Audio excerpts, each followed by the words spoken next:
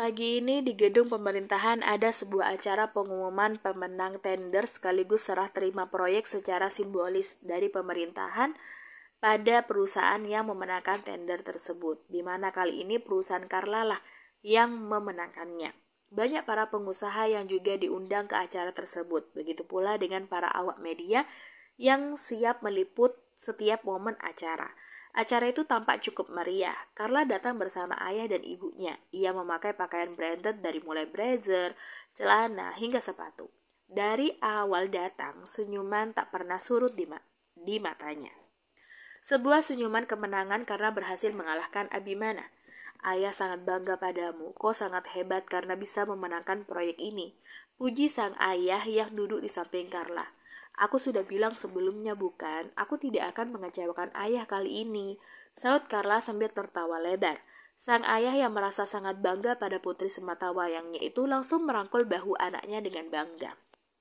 Sementara itu, Abimana dan Jody yang juga diundang pada acara tersebut baru saja sampai dan menjadi pusat perhatian. Cukup banyak yang bertanya-tanya kenapa mereka kalah dalam tender ini. Mereka datang hanya berdua saja, sedangkan para polisi yang nantinya akan menangkap Carla akan muncul setelah Carla berpidato di depan.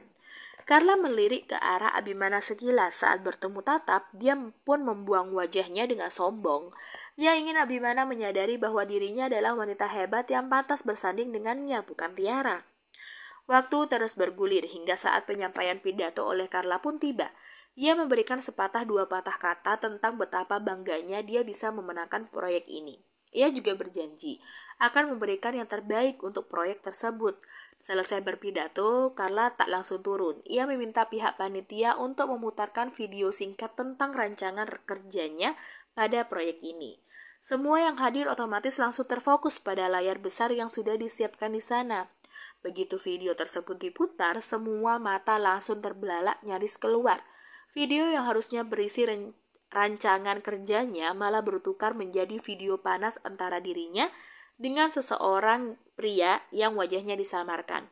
Sementara wajah Carla tanpa busana terpampang jelas di sana. Edward, gumam Carla dalam hati.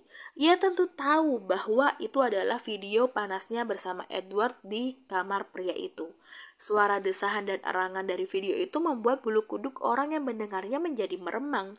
Di video itu, Carla tampak bersemangat sedang melakukan hubungan terlarang dengan posisi dirinya berada di atas pria itu. Matanya memanas seketika, ia tidak menyangka Edward akan balas dendam padanya. "Matikan videonya, matikan!" teriak Carla dari atas panggung. "Hei, apa kalian tuli? Matikan aku bilang!" teriak Carla dengan frustasi. Karena video tersebut tak kunjung dihentikan. Para wartawan yang hadir tentu tidak menyanyikan kesempatan ini. Ini adalah berita yang akan booming di berbagai media.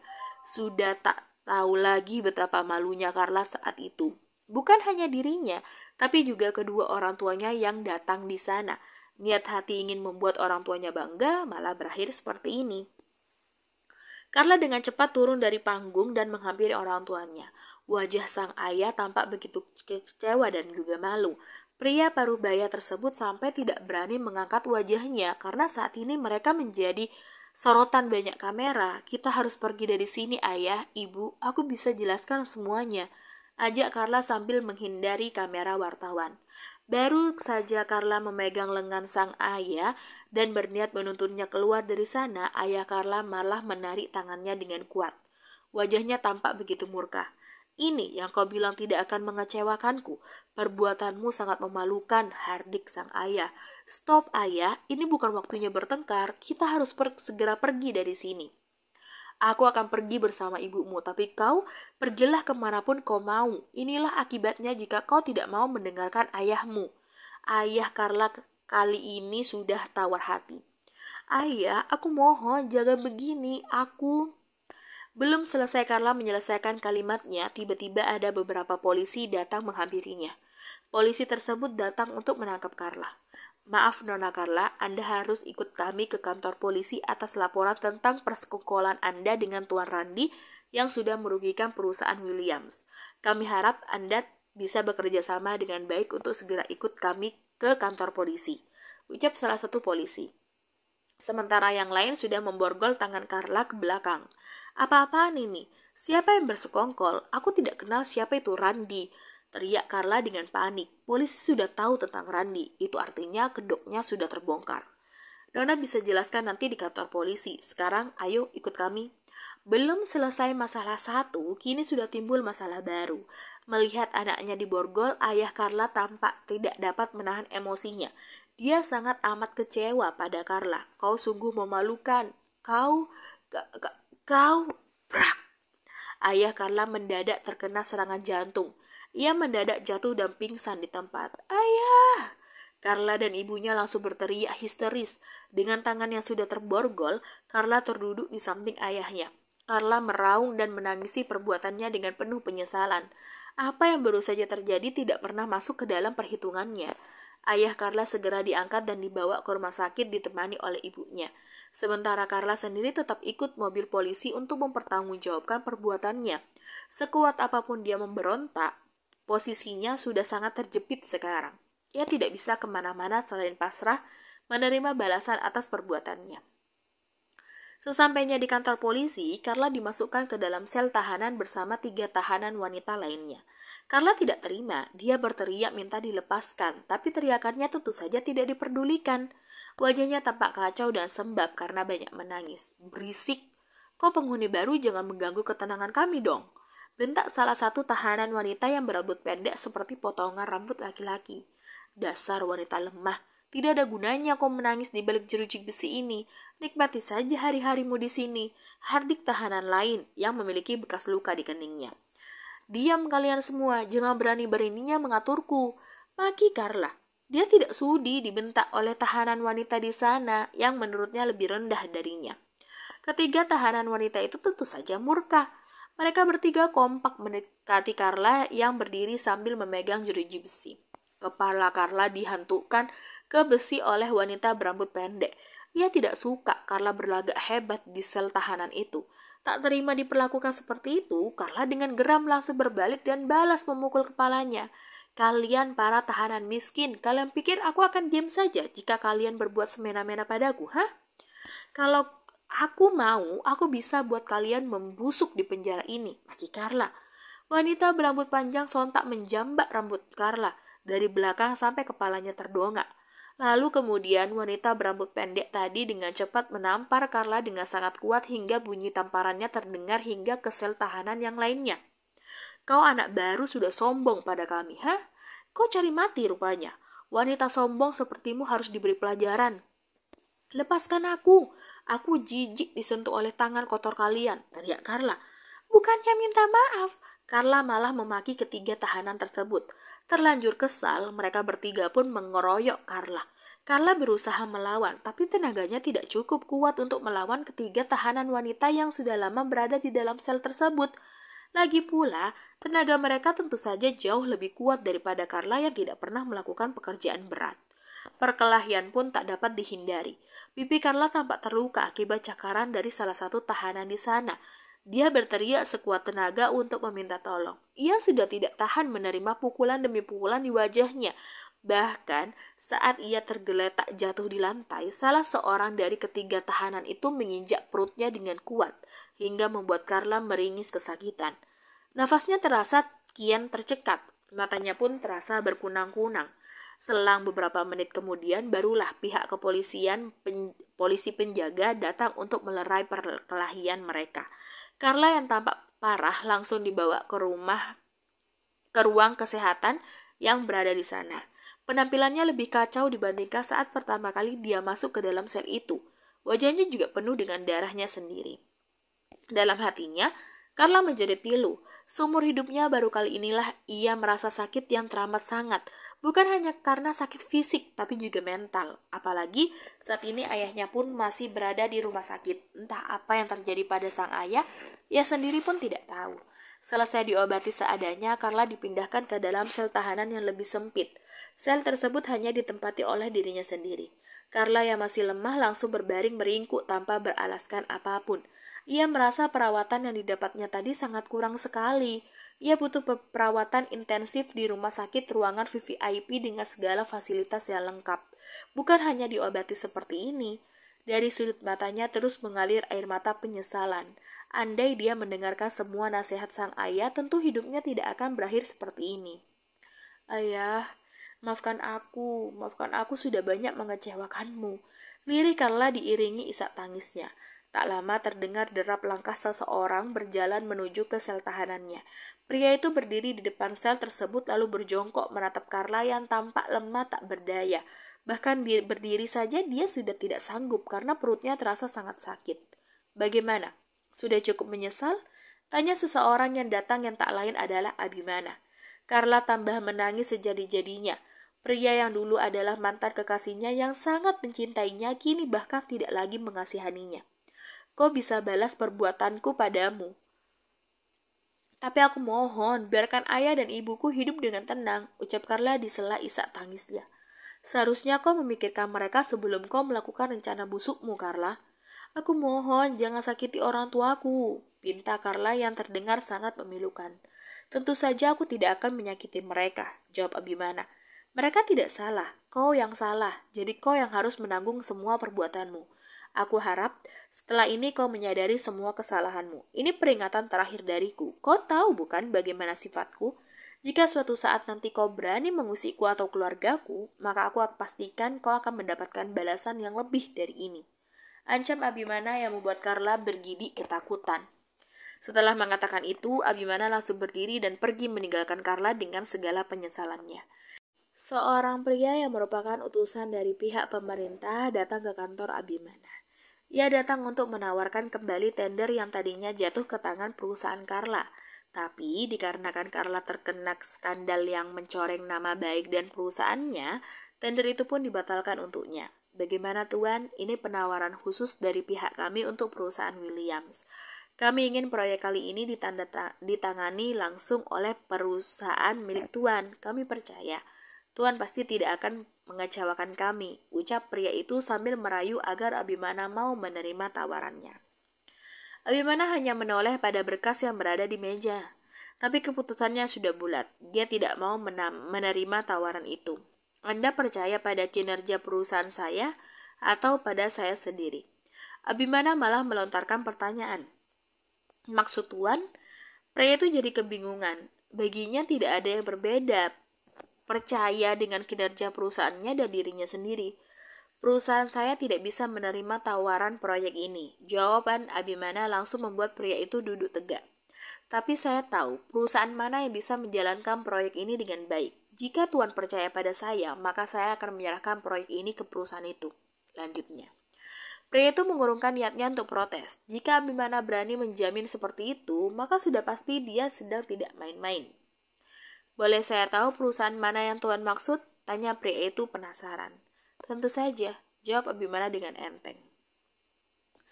Di dalam kamar pribadinya, Edward tengah duduk di atas kursi roda sambil melihat selembar foto yang berisi dirinya dan Luna. Hari ini, dia akan membuat sebuah keputusan yang paling berat dalam hidupnya. Dia berencana meninggalkan kota itu dan pindah ke negara lain.